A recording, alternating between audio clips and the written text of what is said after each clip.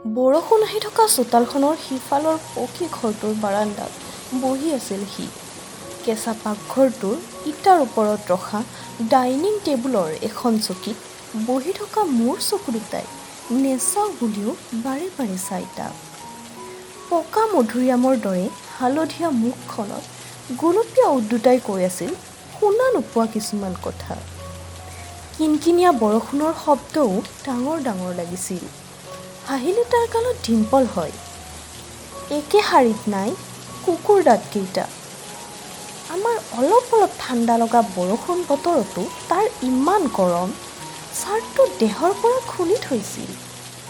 ৰঙা গেঞ্জি পিন্ধি থকা মজা বডিটো দেখি মই ভণ্টিক কওঁ, ইমান বগা নহি, কিন্তু বৰ ভাল লাগে বুলি নকওঁ দেই।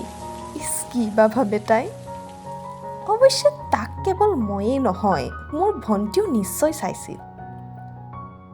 মোৰ এনেকুৱা লাগে যেন কোনো ছোৱালীয়ে তাক এবাৰ চকু পৰাৰ পিছত দ্বিতীয়বাৰ নোচোৱাকৈ নাথাকিব। সি নিজে এইটো কথা ভাবেনে নেভাবে বা? ওখ হেণ্ডচাম সি তেতিয়া প্ৰায় 20 বছৰীয়া ল'ৰা। যদিও পেহীহঁতৰ ঘৰত মাজে মাজে লগ পাওঁ, এনেকৈ তাৰ বিষয়ে মই কি ভাবোঁ সি নেজানে। সৰু ছোৱালী বুলি সি জোকাইছিলহে। যিমানে জোকাইছিল সিমানে বেছিহে ভাল লাগিছিল তাক। সি উজনিৰ ল'ৰা। আমি নামনিৰ মানুহে আকৌ উজনিৰ ৰ নুফুটা টিউনটো বৰ ভাল পাওঁ।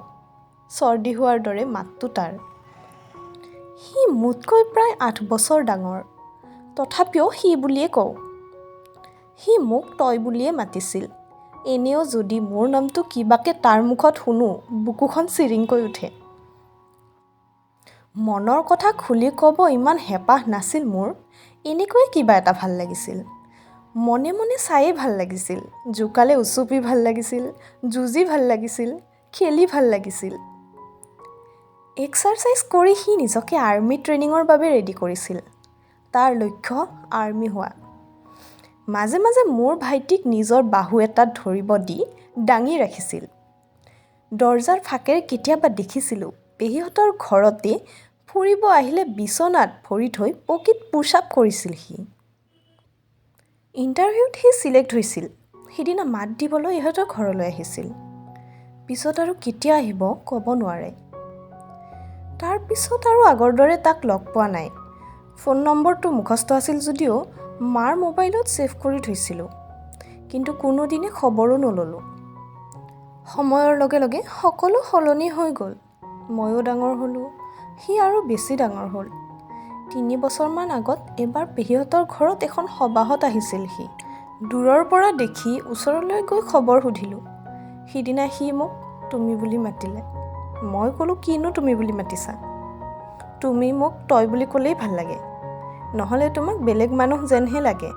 সি ক'লে বোলে সময়ৰ লগে লগে সকলো সলনি হয়।